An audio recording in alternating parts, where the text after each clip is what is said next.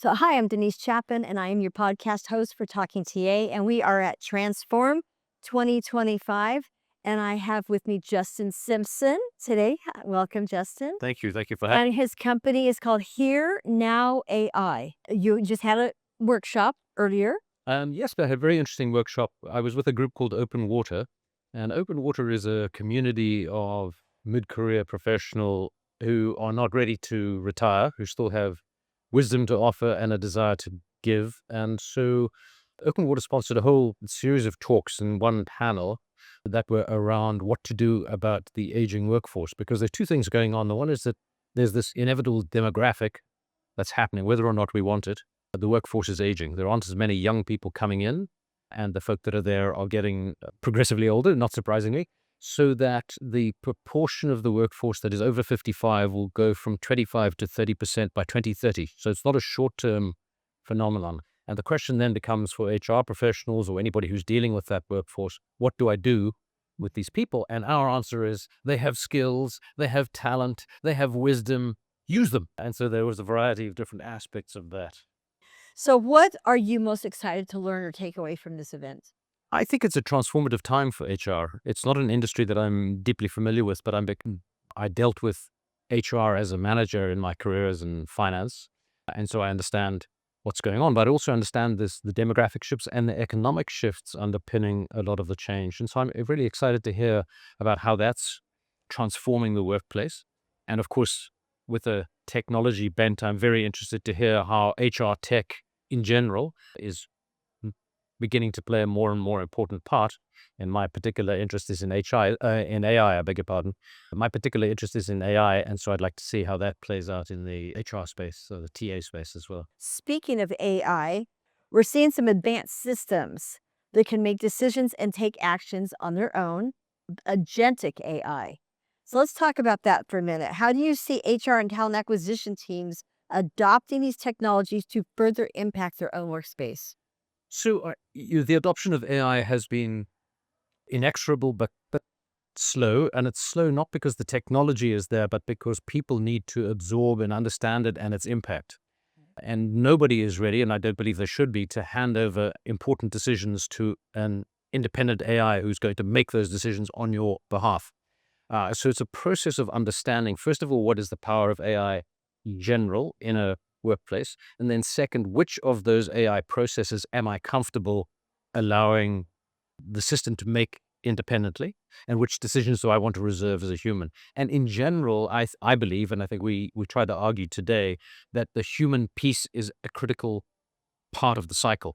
And therefore, these systems need to, yes, move down their own path of looking for leverage or efficiency, but also need to throw out when something pops up that is not an obvious decision, get that human back into the loop and make sure that it's human-based AI leveraged decision making as opposed to completely independent AI doing the work and making the judgments. And what was the argument about today, though, with respect to that? No, I think that there are a lot of folk with probably wonderful products that are here to talk about those products. Quite complex, quite tricky to implement, and in my general perspective is that one needs to think quite thoughtfully before jumping into a complex product scenario. I think uh, the old days of top-down technology being imposed on us are gone. That the power of AI often comes from the bottom up, That. and so you need to get those two things in balance. And therefore, I'd much prefer that folk who recognize that their business is going to be disrupted by AI or their efficiencies or gains to be gained from AI do it in a step-by-step way by first using regular tools, ChatGPT, building automations or things that are relatively straightforward, proving the use case. Once they're excited about the use case or their employees are excited about the use case, then looking for the complex system and knowing where the boundaries should be between what the AI does and what the human does. Very nice, very nice. So what do you think that the takeaway was today from the people? Because you had a huge room full of people. What were some of the takeaway comments that people were sharing with you? That's interesting. I think people are recognizing this demographic that's inevitable, and whether that's an opportunity or a problem depends on your framing. Right? We see it as a huge opportunity if you can leverage this wisdom that's there. That wisdom, of course, needs to be coupled with what's going on in technology. So there's an upskilling challenge, and I think people were interested to hear about that. What can I do with my aging workforce to give them the skills necessary to be a source of wisdom as opposed to an obstruction to what's going on in the technology field. And then folk had general questions about how do I look for the places where AI can make a difference or not. And I think that's critical. Stopping before you start the process and saying, now, where do I think AI could be helpful? Not just throwing spaghetti against the wall, so to speak, and finding out by trial and error. Oh, wow. That's good. That's good. I'm glad to hear people are asking those questions because, I mean, especially with what your discussion was too, and trying to make those determinations. What are we going to use AI for? Agentic AI Yeah. specifically. And then also coupling that with the training that people want to receive or people feel that they need to give to their current workforce. I think are huge questions right now that you're Yeah, hearing. in what we found within OpenWater, which is this network of, as I say, network of wisdom, if you'd like to think about it that way, is that there are a lot of people who do have that technology in varying ways, all the way from general strategy down to very deep tech, and want to share that. And so it's a question of how do you leverage that into a company, into the workforce.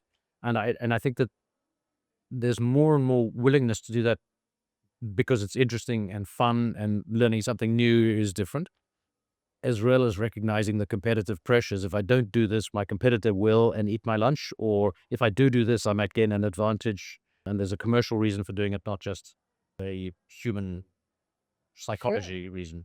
Sure, you bet. Well, and it's funny too, because I can almost envision the people who, I mean, like our Gen Z population, training this aging population on aspects of agentic AI and generative AI in areas where we need that training. And then also using that wisdom that you're talking about from the aging population to then train these other people in areas that they need some support. That hopefully Uh, that virtuous circle was what we tried to communicate today. So you're right on the money Yeah, with respect to that. I hope so. Except not all of us old dogs need the training from the young guns. So No? What do you there mean? might there might be a few of us that still have the technological wherewithal, Yeah. and so we're talking to companies and helping them figure out, where should I apply AI, where should I deploy agentic workflows, where should I not, what are the risks around that, and that's an important part of the puzzle as well. Can you give an example of where using agentic AI is working right now? So I think, if I understand it from colleagues in the HR or TA business, that there are processes where a certain amount of work can be described as, on the one hand, requires AI. It's not just automatic process, but on the other hand, is relatively straightforward. And so resume screening, if you need a particular characteristic, you can do that quite efficiently. Or looking through a database of employees and looking for particular skills and working out ways that might be useful to think about non-traditional matches where an employee might be good for another job or role within the organization, but doesn't come about it in the same way that you have historically done. So those sorts of things that aren't making life or death decisions, Yeah. but are trying to create efficiency in the organization and create value for the organization. But I just wonder though, okay, then talk about resume screening. Is that going to be more though on the generative AI side, right?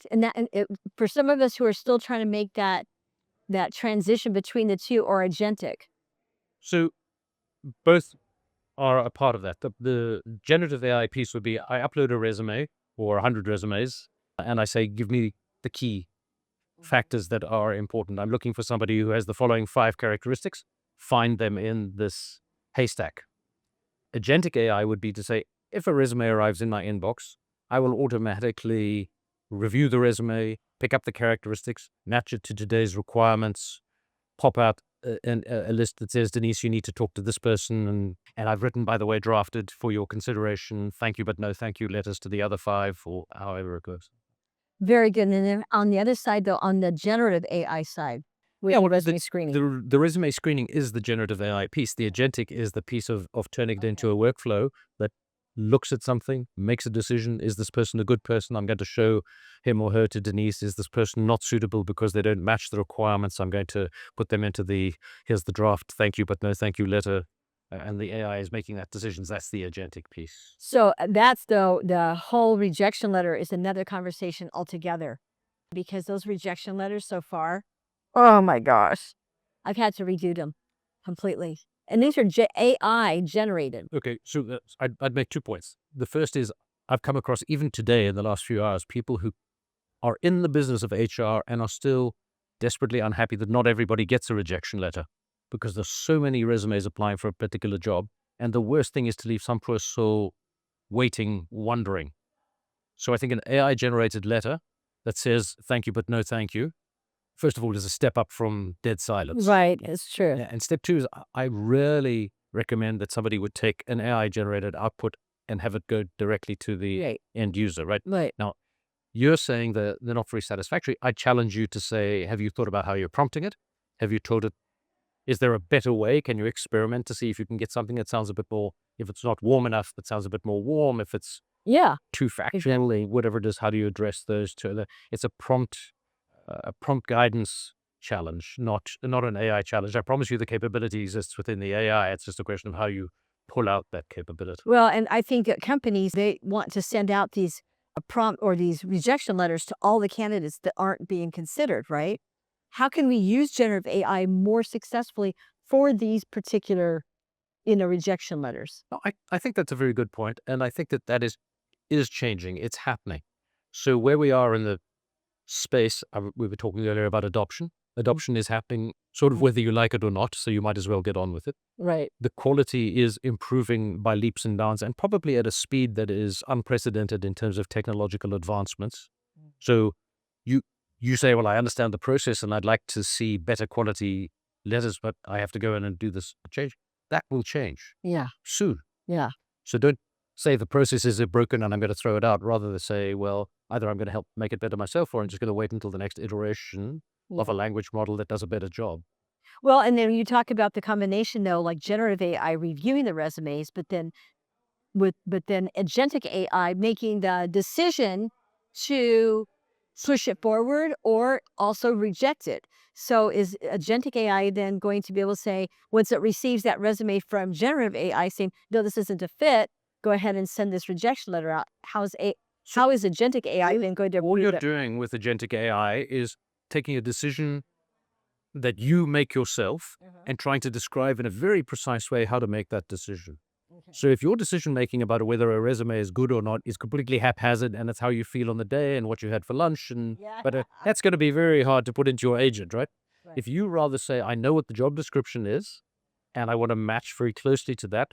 In addition, I want to see initiative, I want to see spark, I want to see humor, and you can communicate that clearly, that agent will do a much better job. Yeah. But you'd never start by saying, okay, agent, here you go. You'd start by doing 10 or 50 side by side and work up that your process is in fact being replicated by the agent as opposed to the agent going off on its own tangent because of what it had for lunch or Yeah. Yeah. the Yeah. technological equivalent. In what way can we refine our hiring process to create a positive and meaningful candidate experience for all applicants, not just those we hire? So I'm sitting here as an AI person, so I'm obviously Right. putting my lens there as opposed Right. to the many other ways that you could affect your process. And what I would say again is that take your knowledge and your experience and say where are those processes falling down Mhm. such that my candidates are not receiving a uniformly excellent experience, and let's try to address those. A- And AI is not going to solve the problems, but it can help try to mitigate some of the perpetual challenges I mentioned earlier. One seems to be that still not everybody gets a rejection letter, Right. or they would love to know why it is that their candidacy wasn't. Right there. And I think that there's a delicate balancing act that probably HR professionals, talent acquisition professionals understand better than anyone about where you venture into legally risky territory. But there must be something that you could say, and AI could be the perfect vehicle for saying, within these limited guidelines, not stepping into the following realm because it introduces legal risk. Right. Help me craft a message which is helpful to that applicant for their next position Right. in a way that makes their rejection a more positive experience. I'm assuming that the ones who get the job are going to say the experience was Right. positive by and large. Not always, Oh, because some people will say that the process took too long. Some people will say that there were too many interviews. So those are some of the feedback we get from candidates who are hired, as well as those who aren't. So But thank you. I appreciate this. But I appreciate this, and I'm glad that you had a positive and a huge turnout for Uh, your No, workshop. it's exciting to hear. It's an important time, and this workforce aging issue, as I say, could be a threat or an opportunity. And we very much see the glass half full Yeah. and hope that everybody goes back to the firms and says, Wow, I've just been challenged to think about this resource in a new way." Yeah. And you described that symbiotic circle of perhaps it's the younger people who can teach the tools to help upskill the older, and the older who can Yeah. put wisdom Yes. back into the cycle. So Well, thank you so much, Justin. I'm so glad that you guys had such a great turnout today. thank you. A Yeah. great pleasure to be together to chat. In fact, Yeah. yeah, Exactly. yeah. Thank you so much. Thank you.